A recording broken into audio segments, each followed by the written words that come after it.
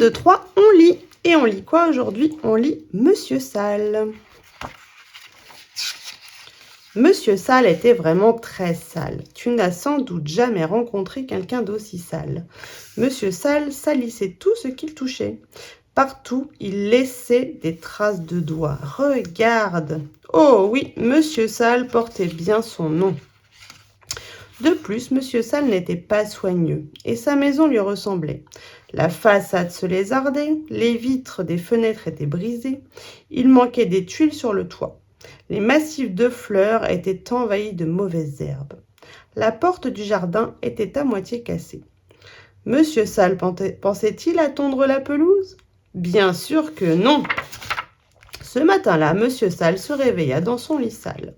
Il bâilla, se gratta, leva, ne se lava pas et alla prendre son petit déjeuner.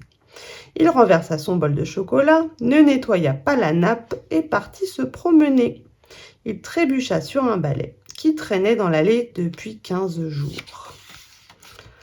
Derrière le jardin sale de la maison sale de Monsieur Sale, il y avait un bois. Un bois très très grand avec beaucoup d'arbres. Monsieur Sale mit longtemps à le traverser, mais cela lui était égal car il avait envie de marcher. Il sortit enfin du bois, et sais-tu ce qu'il vit?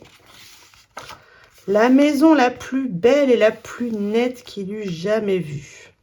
Elle était entourée d'un adorable jardin bien entretenu où coulait un petit ruisseau. Dans le jardin, un monsieur taillait la haie. Il releva la tête lorsque Monsieur Sale s'approcha. « Bonjour, je suis Monsieur Sale, dit Monsieur Sale. »« Ça se voit, répondit le monsieur en le toisant du regard. « Moi, je suis Monsieur Net. »« Et moi, je suis Monsieur Beau, ajouta un autre monsieur qui venait de sortir de la maison. « Net et beau, dit Monsieur Net. Beau et net, dit Monsieur Beau. Nous faisons quelques travaux pour les propriétaires de cette maison, expliqua Monsieur Net. Quel genre de travaux? Demanda Monsieur Sale. Des travaux d'embellissement, répondit Monsieur Beau.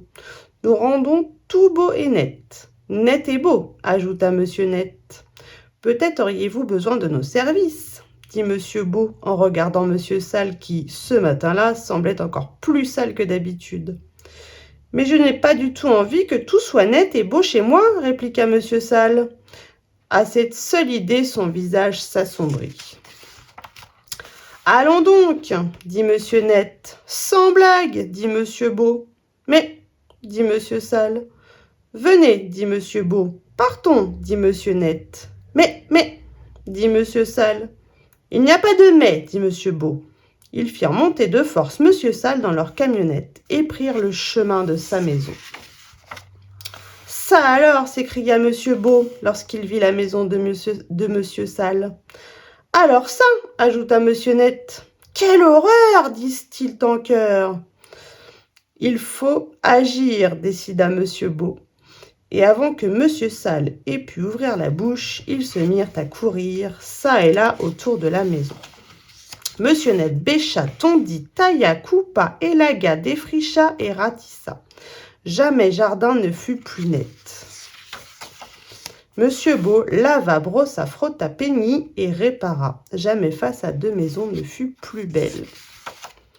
Puis ils entrèrent tous deux dans la maison. « Ça alors, dit Monsieur Beau, pour la seconde fois de la journée. »« Alors ça, ajouta Monsieur Net, pour la seconde fois de la journée. » Et ils se mirent à nettoyer la maison de fond en comble. Ils brossèrent, balayèrent, cirèrent et astiquèrent. Jamais maison ne fut plus nette, jamais maison ne fut plus belle. « C'est fini, dit Monsieur Beau. »« Bel et bien fini, dit Monsieur Net. »« Tout est beau et net, dit Monsieur Beau. »« Tout est net et beau, dit Monsieur Net. » Monsieur Sale, lui, ne dit rien. Alors Monsieur Net et Monsieur Beau regardèrent Monsieur Sale. « Vous savez à quoi je pense, dit l'un.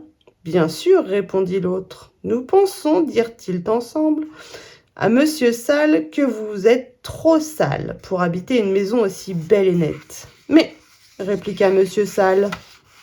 Monsieur Sale eut beau protester, Monsieur Net et Monsieur Beau l'emmenèrent en haut jusqu'à la salle de bain.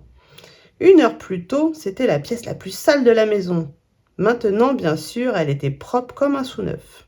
Alors Monsieur Net prit Monsieur Sale par un bras, Monsieur Beau le prit par l'autre, et ils le jetèrent dans la baignoire. Pauvre Monsieur Sale, il détestait les bains. Monsieur Net et Monsieur Beau savonnèrent, brossèrent, nettoyèrent, frottèrent et peignèrent Monsieur Sale. Monsieur Sale se regarda dans la glace. Il ne se reconnut pas. Oh, comme il avait changé! Tu es d'accord, n'est-ce pas? Vous savez ce que je vais être obligé de faire maintenant, dit Monsieur Sale d'une voix mordante.